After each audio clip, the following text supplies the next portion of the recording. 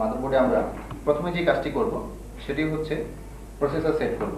অবশ্য পুরাতন মডেলের যে মাদারবোর্ড থাকে সাধারণত ওগুলোতে জাম্পার সেটিং করতে হয়, আর নতুন এই টাইপের যে মাদারবোর্ডগুলো আপনারা পাবেন সেক্ষেত্রে কোনো জাম্পার সেটিং করতে হয় না, এখানে অটো জাম্পারিং করাই থাকে। পেন্টিয়াম 4 এবং পেন্টিয়াম 3 সব মাদারবোর্ডেই বর্তমানে জাম্পার সেটিং করা থাকে, এ নিয়ে আপনাদের বা আমাদের কারো টেনশন করার কোনো প্রয়োজন নেই। তো পুরাতন মাদারবোর্ড হলে এটা খুব প্রয়োজন হতো। এটা হচ্ছে 370 পিনের একটি প্রসেসর ইন্টেল। এখন আমরা দেখে নিয়ে প্রসেসরটি পিন মিলিয়ে আমরা বসিয়ে দেব। যেমন আমরা এখানে দেখতে পাচ্ছি যেখানে ট্যাঙ্গেল করা আছে, এখানে ট্যাঙ্গেল করা আছে, এবং ঠিক এখানেও আপনি দেখবেন যে সকেটে এটাও অ্যাঙ্গেল করা আছে, এখানে পিনটা এবং এটাও অ্যাঙ্গেল করা আছে। ঠিক এই অ্যাঙ্গেলে মিলিয়ে আমরা বসিয়ে দেব। খুব ইজিলি এটা বসে যাবে।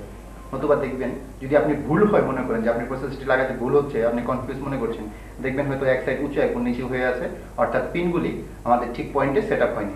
এখন দেখুন এটি খুব সুন্দরভাবে পিনটি সেট আপ হয়ে গেছে, স্মুথ দেখাচ্ছে। তারপর যেটা আমরা করব সেটা হচ্ছে এটাকে আমরা ক্লিপিংটা লক করে দেব। ব্যাস, প্রসেসরটি খুব সুন্দরভাবে সেটিংস হয়ে গেল।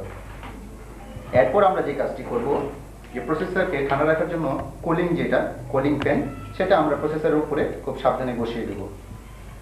তবে বসানোর সময় মনে রাখতে হবে যে প্রসেসরের উপরে যে আইসিটি আছে এর মধ্যে যেন অতিরিক্ত মাত্রায় ঘর্ষণ না হয়।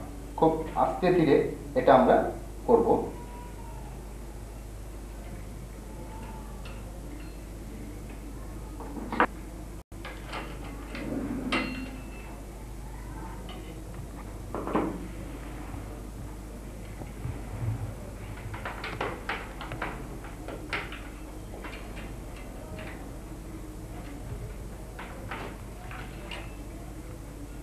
এখন আমাদের প্রসেসরটি সুন্দর মতো বসে গেল।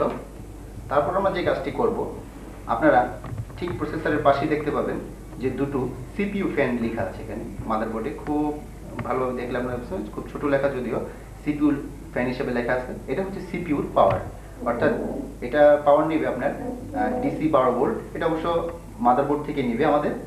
এটা জাস্ট আমরা পিনটা কানেক্ট করে দিই। পিনটি কানেক্ট হয়ে গেল। এখন এটা মাদারবোর্ড থেকে যখনই আমরা মেশিন রান করব ও অটো প্লে হয়ে যাবে, এবং প্রসেসকে ঠান্ডা রাখার জন্য এই হিটসিঙ্ক খুবই গুরুত্বপূর্ণ।